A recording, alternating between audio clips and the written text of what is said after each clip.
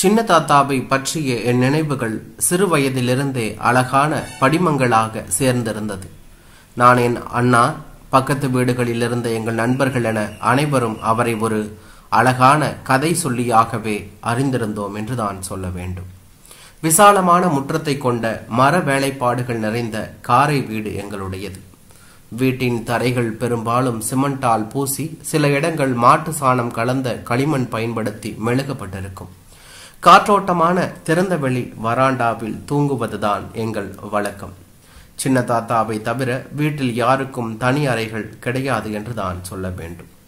வீட்டின் வாசலை அழகான நெல்லி மரம் அலங்கரிக்கும். அதன் அருகே போடப்பட்டிருக்கும் திண்ணையில் இரவு உணவு முடித்து உறங்குவதற்கு முன்பு சின்ன தாத்தா சிறிது நேரம் இளைப்பாறுவார். அப்போது அவரை சுற்றி நாங்கள் அமர்ந்து கொள்வோம் என்று தான் சொல்ல வேண்டும்.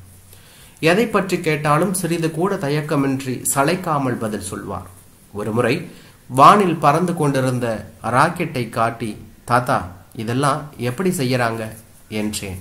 அவர் அதெல்லாம் ஒன்றும் பிரமாதமா இல்லடா, இந்த தீபாவளி ராக்கெட் எல்லாம் செய்யறோம்ல அதே மாதிரி தான். என்ன இது சைஸ் கொஞ்சம் பெருசு, அதனால மருந்து கொஞ்சம் ஜாஸ்தி, அவ்வளவுதான் என்றார். சரியா தவறா என்றெல்லாம் ஆராய தெரியாது வயது. அவர் எது சொன்னாலும் வாயை பிளந்து கொண்டு கேட்டுக்கொண்டிருப்போம். இப்போது நினைத்தால் சிரிப்புதான் வருகிறது. அஷ்டாவதானி போல பல திறமைகள் அவரிடம் இருந்தது. திடீரென ஜோதிடம் சொல்வார். கோவிலில் அர்ச்சகர் இல்லாத சமயங்களில் பூஜை செய்வார். சில நேரங்களில் லோக்கல் கேபிள் டிவியில் பரிகாரங்கள் சொல்லிக் கொண்டிருப்பார். மாலை நேரங்களில் சயின்ஸ் பிக்ஷனில் எங்களுக்கு கதை சொல்வார். எனவே அந்த வயதில் அவர் எங்களுக்கு ஒரு நாயகனாக காட்சி அளித்ததில் எந்த ஆச்சரியமும் இல்லை என்றுதான் சொல்ல வேண்டும். சின்ன தாத்தா கேபிள் டிவியில் ஜோதிடம் சொல்வதால் தன்னை மிகவும் பிரபலமானவராக நினைத்து கொண்டார் என்றுதான் சொல்ல வேண்டும். ஒரு முறை என்னை சலூனுக்கு அழைத்து சென்றவர் அங்கிருந்த கடைக்காரரிடம், எங்க அண்ணானுடைய பேரன்தான், கொஞ்சம் சீக்கிரம் முடிவெட்டி அனுப்புப்பா என்று சொல்லிவிட்டு அவர் பதிலுக்கு கூட காத்திராமல் சென்று விட்டார். அவரிடம் எதுவும் பதில் பேசாத முடி வெட்டுபவர் பாதி முடி வெட்டி கொண்டிருந்த போது திடீரென, தம்பி எனக்கு ஒரு சந்தேகம், நீ அவங்க அண்ணனோட பேரன் சரி, அவர் யாரு என்றார். எனக்கு எங்கே பாதியில் நிறுத்தி அனுப்பிவிடுவாரோ என்கின்ற திக்கென்று இருந்தது. நல்ல வேளை அவ்வாறு நடக்கவில்லை. ஒரு முறை எங்கள் வகுப்பில் மாலதி டீச்சர் பாடம் நடத்தி கொண்டிருந்தார். கொஞ்சம் கண்டிப்பானவர். மேலும் அன்று அவர் சிறிது கோபத்தில் இருந்தார் என்பது ஆரம்பத்திலேயே எங்களுக்கு புரிந்து விட்டதால் வாளை சுருட்டி அமர்ந்திருந்தோம். அவர் பாடம் நடத்தி கொண்டிருந்தார். அப்போது கொஞ்சம் நிறுத்தமா என்ற அதிகார தோரணையுடன் வாசலில் இருந்து வந்த குரல் அனைவரின் கவனத்தையும் கலைத்தது.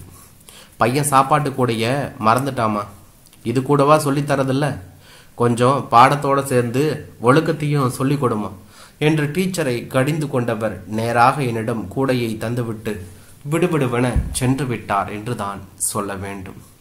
அவர் எங்கள் பள்ளி தாளாளருக்கு ஆஸ்தான ஜோதிடர் என்பது டீச்சருக்கு தெரிந்திருக்க நியாயமில்லை என்று தான் சொல்ல வேண்டும்.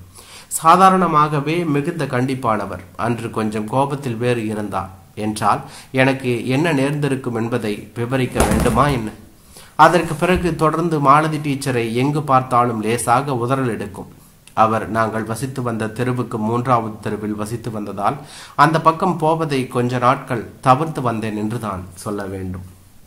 வீட்டிலும் அவர் அதிகாரம்தான் கொடி கட்டி பறக்கும். அவர் சொல்லுக்கு மறுத்து பேசும் தைரியம் எங்கள் தாத்தா உட்பட வீட்டில் யாருக்கும் இல்லை. இத்தனைக்கும் அவர் இவரை விட வயதில் மூத்தவர். ஒரு முறை அப்பாவிடம் இது பற்றி கேட்டபோது, பாவம்டா, கல்யாணமே பண்ணிக்காம தனிக்கட்டையா இருந்துட்டார், அதனால அவர் மேல எல்லோருக்கும் ஒரு கரிசனம் என்றார். எனக்கும் அது நியாயமாகவே பட்டது என்றுதான் சொல்ல வேண்டும். ஒரு வழியாக மாலதி டீச்சர் வீடு மாற்றி சென்று அங்கே போஸ்ட் மாஸ்டர் குடும்பம் குடி வந்தது. இருப்பினும் அந்த வழியாக செல்லும் போது மாலதி டீச்சர் இருந்த வீட்டை கடக்க நேரிட்டால் ஏற்படும் படபடப்பை என்னால் கட்டுப்படுத்த முடியவில்லை என்றுதான் சொல்ல வேண்டும். இந்த நிலையில் ஒரு நாள் திடீரென எங்கள் சின்ன தாத்தா தன் அண்ணனிடம் கோபித்து கொண்டு வீட்டை விட்டு சென்று விட்டார் என்று தான் சொல்ல வேண்டும். அவரை காணவில்லை என்று வீடே அல்லோலப்பட்டது. நல்ல வேளையாக சிறிது நாட்களில் அவரிடமிருந்து ஒரு கடிதம் வந்தது. அதில் தான் திருவல்லிக்கேணியில் ஒரு அறை எடுத்து தங்கி இருப்பதாகவும் யாரும் தேட வேண்டாம் என்றும் குறிப்பிட்டிருந்தார். அவர் முகவரியும் இருந்தது. கொஞ்ச நாட்களிலேயே அவரே கோபம் தணிந்து திரும்ப வருவார் என்று அனைவரும் சமாதானம் அடைந்தோம் என்று தான் சொல்ல வேண்டும். 10ஆம் வகுப்பு விடுமுறையில் எனக்கு அவரை பார்க்கும் ஆவல் அதிகரித்தது. அப்பாவின் பர்சலில் இருந்து கொஞ்சம் காசு எடுத்துக்கொண்டு சென்னைக்கு கிளம்பிவிட்டேன்.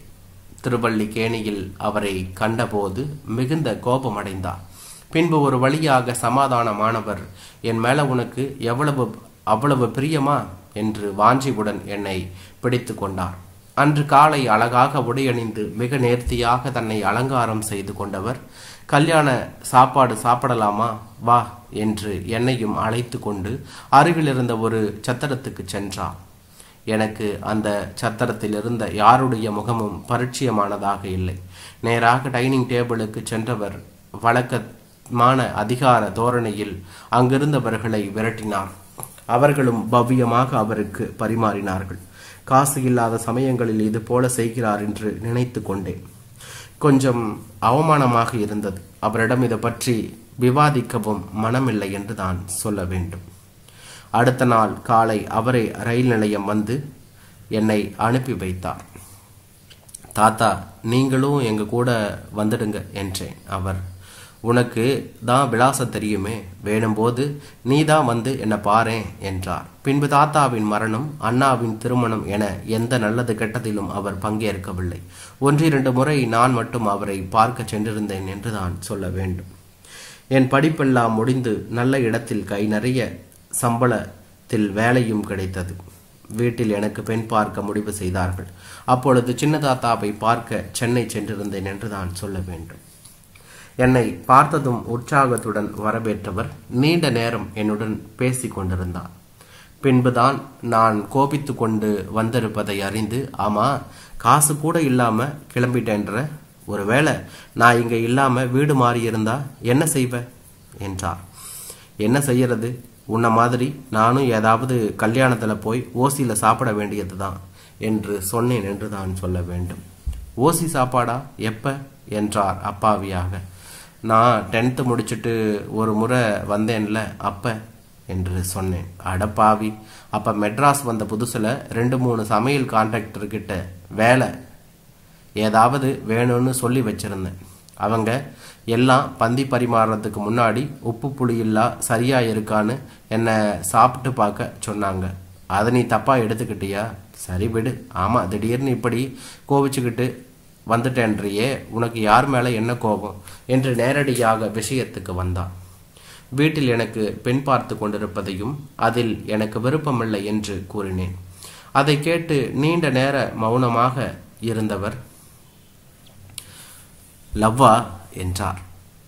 நான் பதில் பேசாத நிலையில் அவரே தொடர்ந்து, பொண்ணு யாரு என்று கேட்டார் என்று தான் சொல்ல வேண்டும். 3வது தெருவில் நீ ஊரை விட்டு வந்தபோது குடி வந்தாரே போஸ்ட் மாஸ்டர், அவரோட பொண்ணு சுஜாதா என்று சொன்னேன் என்று தான் சொல்ல வேண்டும். மீண்டும் சிறிது நேரம் மௌனமாக இருந்தார்.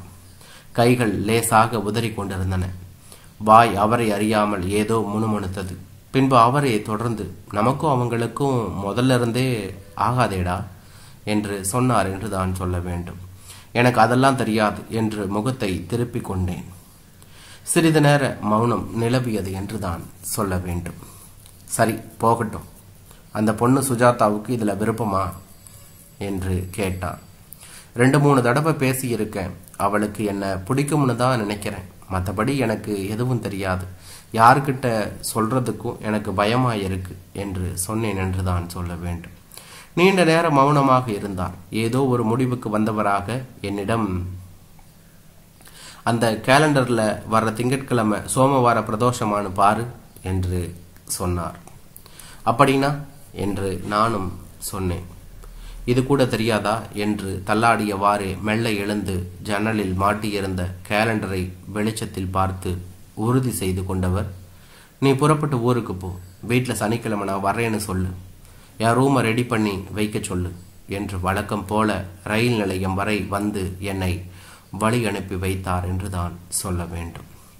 சொந்த அண்ணன் மறைவுக்கு கூட வராதவர் இப்பொழுது வருகிறேன் என்றது எனக்கு ஆச்சரியமாக இருந்தது என்று தான் சொல்ல வேண்டும்.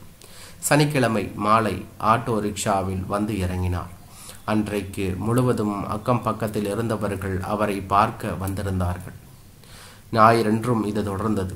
தாத்தா எல்லோரிடமும் அழுக்காமல் பேட்டி கொடுத்து கொண்டிருந்தார். திங்கட்கிழமை மாலை சுமார் 6 மணி அளவில் ஜிப்பா வேஷ்டியில் அங்கவஸ்திரத்துடன் தன்னை அலங்காரம் செய்து கொண்டு கோவிலுக்கு போய்விட்டு வரேண்டா என அப்பாவிடம் மட்டும் சொல்லிவிட்டு கிளம்பினார் என்றுதான் சொல்ல வேண்டும். எனக்கு சஸ்பெண்ட் தாளவில்லை. சோமவார பிரதோஷ தினத்தில் கோவிலில் ஏதோ விசேஷம் இருக்கிறது என்று சிறிது நேர இடைவெளியில் நானும் அவரை தொடர்ந்தேன். கோவிலை அடைந்து பிரகாரம் முழுவதும் தேடினேன். லேசாக இருட்டியிருந்தது. கோவில் காம்பவுண்ட் சுவரை ஒட்டியிருந்த நந்தவனத்தை பார்த்தவாறு ஒரு பெண்மணியிடம் பேசி கொண்டிருந்தார். அருகில் சென்று பார்த்தபோது, அட, இது சுஜாதாவோட பாட்டி. அது சரி, அவங்க இன்னைக்கு கோவிலுக்கு வருவாங்கன்னு இவருக்கு எப்படி தெரியும் என்ற ஆச்சரியம் நிறைந்த கேள்வியுடன் மேலும் அருகில் சென்றபோது சின்ன தாத்தா பேசியது தெளிவாக கேட்டது. அந்த காலத்துல நமக்கு இந்த மாதிரி சந்தர்ப்பம் இல்லை. அதுவும் இல்லாம மரகதம் அவனும் என்னாட்டம் ஆயிடக்கூடாது பாரு, அதனால தான் சொல்றேன் என்று அவர் சொல்லி கொண்டிருந்த போது முதல் முறையாக அவர் குரல் கம்மி இருந்தது. சின்ன தாத்தாவை பற்றிய என் நினைவுகளில் அவரை எப்போதும் ஒரு கம்பீரமானவராகவே இருத்தி கொள்ள முடிவு செய்து சத்தமில்லாமல் அங்கிருந்து கலன்று கொண்டேன் என்றான்.